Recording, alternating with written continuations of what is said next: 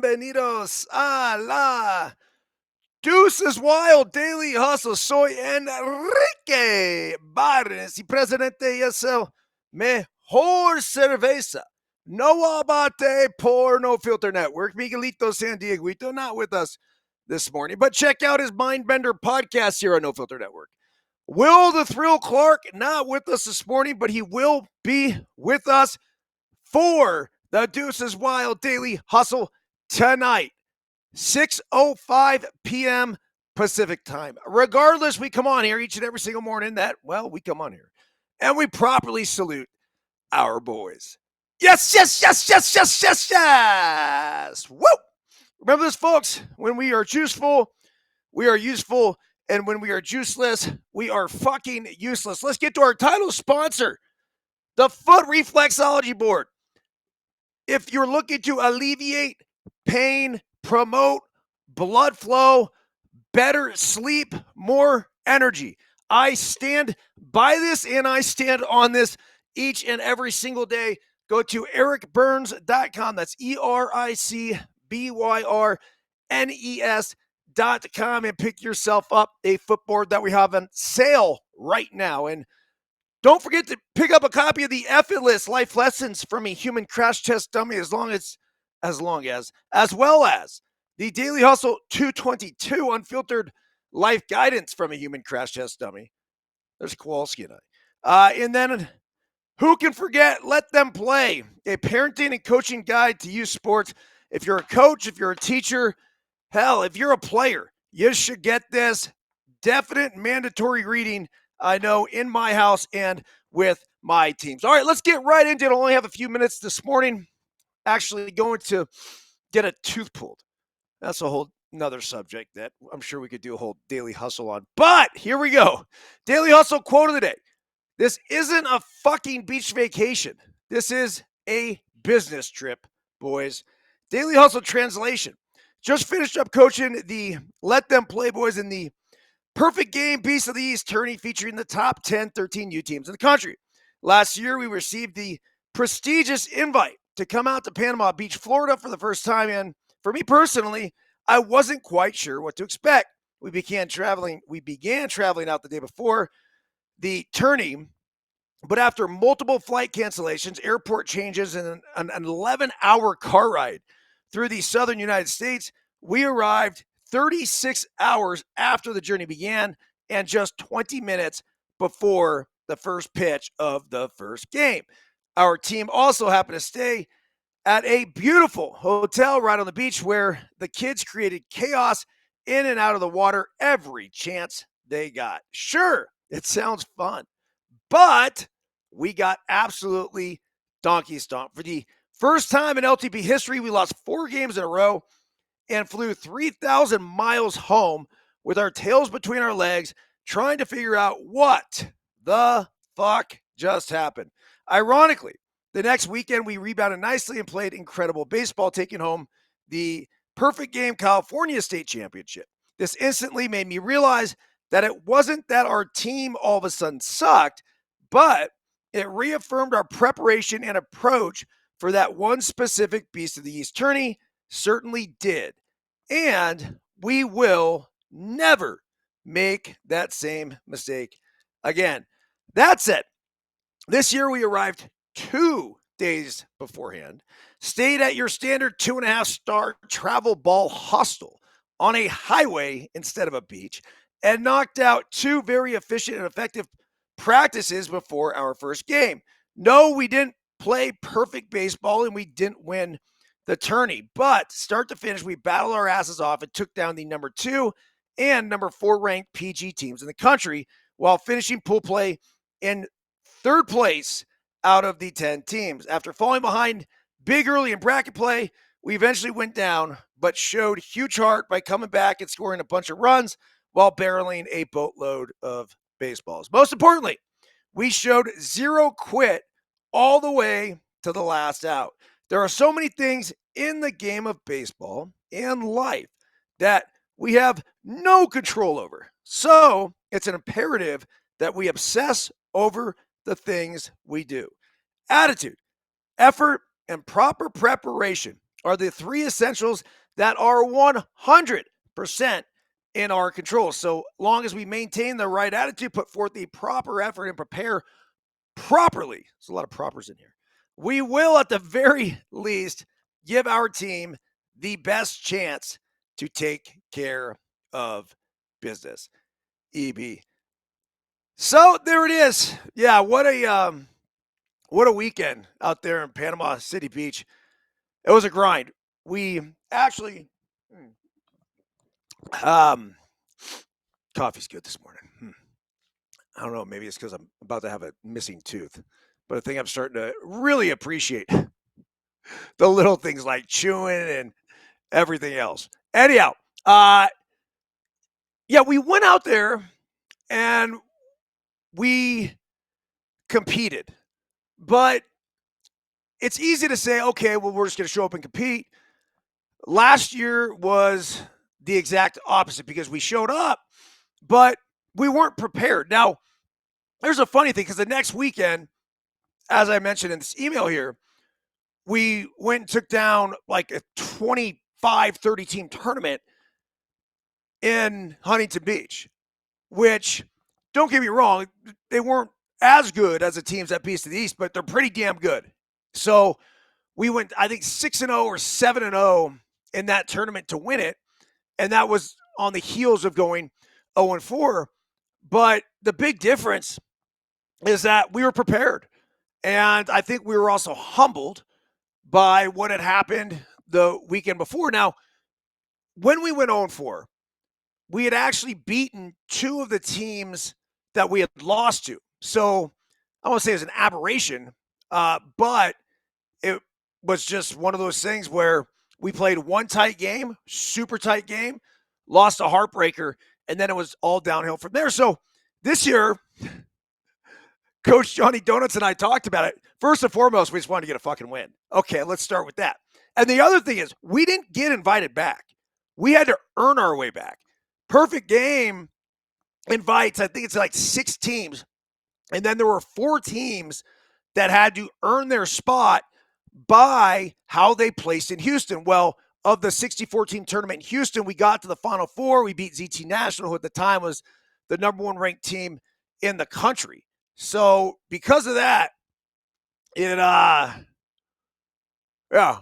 just think because of that and coming back and earning our way back, it was just fucking awesome. And the boys, especially the ones who were there last year to go through the challenges of what we had to face, were ready to go. And it certainly was more of a business trip. Now, I can make the argument, look, if you stay in a nice hotel on a beach, it really has little or nothing to do with what's going on with, golly, I have 15 distractions happening. No, I do not have a snooze button at 10:45. But I do think that when you go there with a set mission, with something that you want to accomplish, that becomes the main focus. And if we could eliminate distractions one way or another, that's good. So staying not on the beach didn't mean the boys didn't go to the beach either. The boys did go to the beach, but they weren't living on the beach. They weren't living in the pool, on the sand, in the ocean, back in the pool. It was just nonstop. And they were running around there like a bunch of banshees. Like it was fun, but ultimately we did not accomplish what we wanted to accomplish. We did not play great baseball. So this year, the boys showed up, focused, ran 2 practices beforehand, and I don't want to say it couldn't have gone better because it could have gone better. We could have won the whole thing, but we beat a very good Lone Star team, Lone Star National. I think they were number 4 in the country. And that game was like a 5-4 baseball game. Really, really clean played game. Then we played the number 1 team in the country, who are the Banditos. And we jumped on them early, 2-0. And then just kind of fell apart. We didn't pitch great. We didn't catch great. We didn't field great. ended up having opportunities to get back into the game even when we fell behind. So we lost that game 9-4. And then the next day was our rematch with Furia. Furia was a team that beat us this year in Houston in the semifinal. And this was the 5th time that we played them. We were 2-2 going into this matchup. And once again, had another banger. It was awesome. Ended up winning 3-2. Biscuit got a big base hit in the top half of the final inning. And then Q came in and closed it out. So then at that point, we actually earned the number 3 seed. What was crazy, there was no Banditos went 3-0. After that, I think there was ZT National was 2-0-1. We were 2-1 and giving up the fewest amount of runs. So that got us the 3 seed. And then we played USA Prime. And just look, if you're not throwing strikes, it's going to kill you. And our pitchers did not throw strikes. Our hitters came to play. We put 7 runs on the board. That 7 could have been 14. Oh, just credit their pitcher, this kid Jet that used to play for us. Lefty, doesn't throw really hard.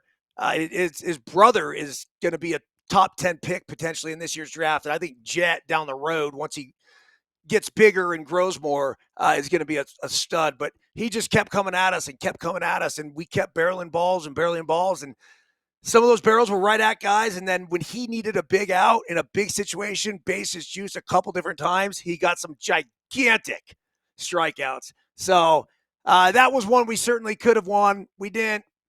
And then that was it. But overall, I think just an awesome experience.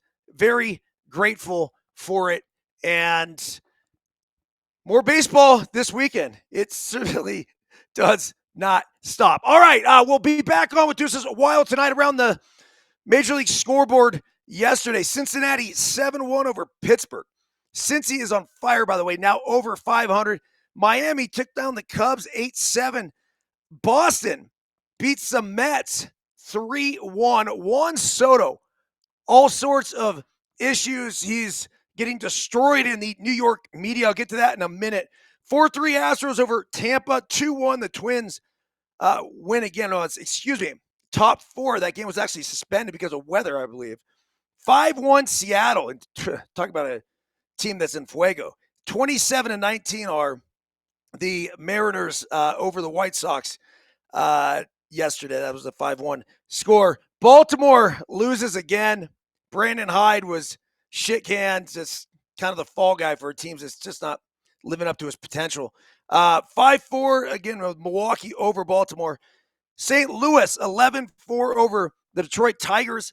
And then you had the Philadelphia Phillies 9-3 over Colorado. Kansas City went into San Francisco and beat the Gigantes 3-1. That was after the Gigantes had swept the Oakland A's over the weekend. And then the Angels stay hot. After sweeping the Los Angeles Dodgers, they go into Sacramento last night and win 4-3. And then the Arizona Diamondbacks continue to pile on the Dodgers 9-5. So that's the Dodgers, their 4th loss in a row. They're still 29-19. I mean, every time we panic about the Dodgers, I go back and look at the standings. They're a half game up on the Padres and a game up on the Giants and 3 up on the Diamondbacks. I can't wait to see 4 teams from the NL West make the playoffs. Okay, let's get into this Juan Soto thing. And then, I got to go. So Michael Kay, the Yankees broadcaster, was saying this, and this was on his radio show, or let's see here. It says, what happens when you face a team you rejected in the offseason for the first time, go 1-for-10 in a series, and you look unhappy? Mets outfielder Juan Soto is learning fast what it's like to be the focus of New York area media. So this is the media that's really, really playing this.